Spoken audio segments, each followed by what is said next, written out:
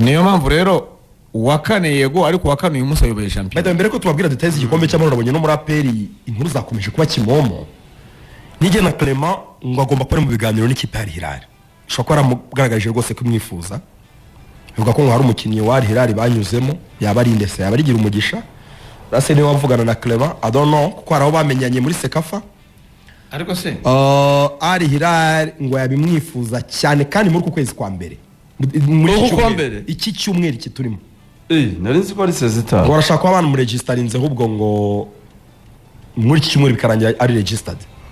Ntabwo bishoboka. Aperi oya kumugura nyine. Cyase kuvuga no bakamugura bige transfer getirangira. Muri fuza ngahe. Bakamwishyura bakamugura. Amezi 6 asigaye. Amezi 6 asigaye. Miliyoni nka 50 bamutanga. Amezi 6. Rwose kibaza Aperi dafite Clement muri phase retour. Kwitahita ibona undi mu defenseur. Iyi challenge y'igikombe hanganiyemo na polisi niyo mvuga gusa. Polisi ntabwo byayigora. Suwane na Yunus bageza mu kwezi kwa gatanu bagihanganye bigakunda. Kuko na Clement rwose ngo arifuza kujya muri Hilal ni ikipe ikomeye mba neza. Ayo mahirwe yabonye ntabwo ayabonye rwose ngo yakaniye aravuga ngo ahita mwibagizwa za Stade Tunisien cyane baravuga ngo ni mudatuma nsohoka sinzongera amasezerano nzagendera ubuntu. Nimutanyemerera gusohoka nzagendera ubuntu. Aperi kugendera ubuntu aricyo cyane kwa mugani bose. Nimutanyemerera kujyamo mfite amahirwe. Niba ko keri nzagendera ubuntu ntabwo nzongera. Saperi yabyemereka murekura. None se ubaze mu buryo bwa business umupira ni business. Aho kugira ngo anyunyuze amasezerano agendera ubuntu sezirangiye. Wafatayo baguha mu gihe ubona ko akwiye. Mukinnyi w'umunyarwanda usigaje 6 bamuguze miliyoni nka 50. Fata urugero. Yabare umukinnyi uhenze amateka ya transfer z'abakinnyi y'abanyarwanda. Transfer igihe gito y'amezi 6 ashobora guca agahigo k'umukinnyi uhenze w'umunyarwanda ku mezi make. Musigaje amezi 6 ntago bakigurishwa kontra ubundi bayarangiye. Ntago yafata nka ni transfer ushaka kubanka 200 agakura mu Sengana kazapera. Kubera ko we nyine abagisa nugende ubona ko namasezerano maremare afite shukuma nk'ibihumbi 200 agafata 50 akabiha Aperi aho kuri Aperi abari business nziza ndetse no kuri Clement kandi Hilal icumari yaje kuko ngo yamaze gukanira ni mu nyima y'amahirwe kuri inshuro ntabwo nzongera amasezerano nzagendera ubuntu nzishakira ikipe. In fact ni yari Hilal yazayijyamo for free sezirangiye.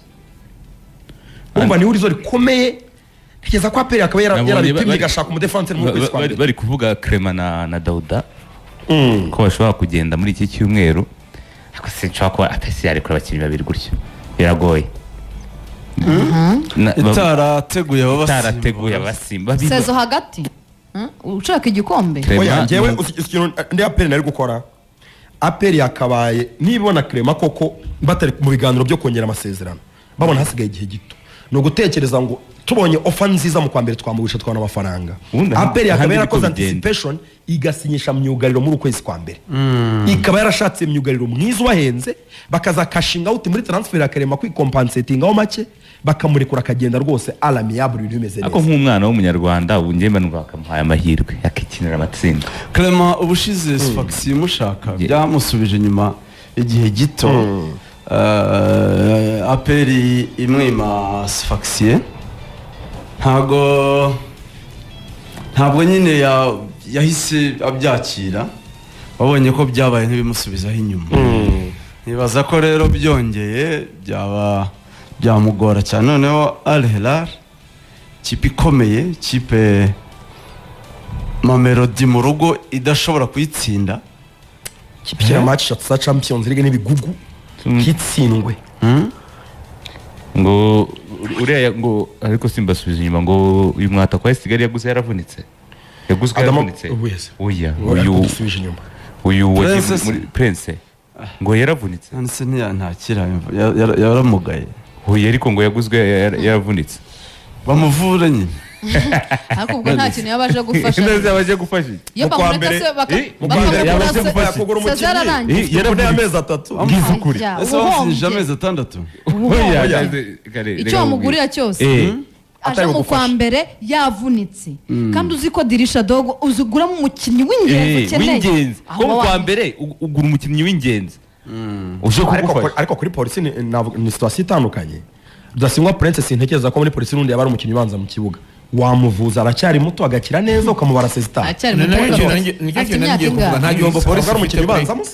nta gihombo polisi ifite kuri Rudasingwa Prince ngo ni 24 yavuze 24 ngo ni 24 24 ubwo yaba ari n'ibiri Rudasingwa ni muto cyane rega yaba ari 24 Rudasingwa mubona muri APR 2016 yari afite imyaka 12 ari muto cyane Oh yes. Rudasingwa Prince Oya, ni umwana. muto n'umwana muto cyane nari mfite n'ifoto ye ahubwo niyo kintu cyantangaje mubona ntangira kuba umuvugizi wa APR nabonye akana gato kasa n'abasomali cyangwa abanya-Ethiopia gato cyane gato muto nyine mu bandi bato bari bahari nyuma nje kumubona mbona yaravumbutse yabaye muremure birantangaza ariko Rudasingwa ni muto cyane ku byo rero Karenzi avuze nari ndabishyigikiye Rudasingwa birashoboka ko niyo yaba afite imvune avuze ariko intego ya polisi na Rudasingwa ni umushinga muremure kuko ni muto bamwihanganira ariko nanone ikibazo cyaba kirimo baramutse baramuguze ari umuntu wihutirwa kubafasha wihutirwa ikintu cyaba gikomeye se cyane kwirukanisha wihutirwa simbyemera Karen baramutse baramuguze batazi ko iyo situation yayifite umukinnyi uguzwe akora medical abari mu buriganya niba afite ikibazo cy'amezi 3 baramutse bari babizi akaba ari investment bakoze tuzamuvuza kire abo wacu byaba nta kibazo ariko baramuguze bazi ko ari muzima bagasanga aravunitse aramaze gusinya iyo lash imeze gutyo rero nambere abigizemo uruhare bose abatengushye polisi yagatandukanye nabo impamvu nge ntabyemera polisi ifite abataka babiri barusha Prince ufite Anerija ufite na Okwi ubundi saje yihuta azice iyo lash yo kumugura yihuse yo niyi Prince aguzwe nk'umukinnyi muto uje kwigira ku banyamahanga babiri bamurusha siko kuri Karenzi cyane rwose niba Anerija byanze ni wo kuri bubanzemo ntabwo ari Prince ibi simbyemera ntabwo bishoboka ku ikipe ishaka igikombe ntabwo uzane Prince ubundi mwamenya rero ndugurisha Prince rika kujya umenya n'abayeje Prince aje kwigira ku bamurusha babiri b'abakongwe abe uwa gatatu muto udafite igitutu bishoboka kujya kuri bench kubera umubare w'abanyamahanga umwe muri wo yabanjemo Prince yamusimbuye sibyo Kare nabonye statistique banditse sinzi ikinyamakuru cyazanditse kibaza uburyo umuntu ufite ibitego bitandatu mu myaka ni 6 ibitego ngira ngo 10 muri sezo esheshatu polisi yamuguze ntabwo nemeranya na ba rwose nanjye ira transfer niyo gutrompa abantu Demba Bani inshuti yanjye pe ariko iriya article niyo kuyobya abanyamupira no kwangisha abantu umukinnyi no kudakunda abakinnyi bashobonye no kudakunda abakinnyi bacu kutabaha imbaraga kutabaha imyaka yazamutse muri Real adakina ari umwana yose afite imyaka 22 ubaze guteze 6 cyane yafutse niruzura nayo ngira ngo niruzura n'umwe 21 niba afite usubiye inyuma imyaka 5 izo 6 avuga uze ngo usubira afite imyaka 16 n'irindwi sibyo ntabwo abara statistique ku mukinnyi kuri elite level agifite 16 ya secondaire icyo ni cyambere Kayiranga Batista mubona yari nko mu wa 3 secondaire amuzana muri ligi imyaka mato rero mu cyiciro cya mbere ni 3 niba atari 4 sibyo iyo myaka 3 uramutse ubaze imikino yakinnye ntabwo sezo yose yuzuye nta mikino 30 akinnye yarakizamuka yahabwaga iminota mike muri Reyo nta mikino nabwo rimwe na rimwe sibyo uvuze rero ngo ibitego 10 ngo mu myaka 6 umva ko n'umwataka wapfubye umaze imyaka 6 mbese abona ibitego bibiri muri wageragezwe biranga wa amahirwe biranga iyo article rwose ko abandi bo baguranye bo batangiye imyitozo ntago ari gukora umwana muto none horore tuzatangiye kujira Rudasingwa Prince ryari Rudasingwa Prince sezo yaratangiye gukora muri AS Kigali nge ntekereza ko utagomba kumugurisha nyine imyitwarire yarafite muri AS Kigali ntabwo yagomba kumucuruza muri polisi ko ntacyo yari yakagaragaje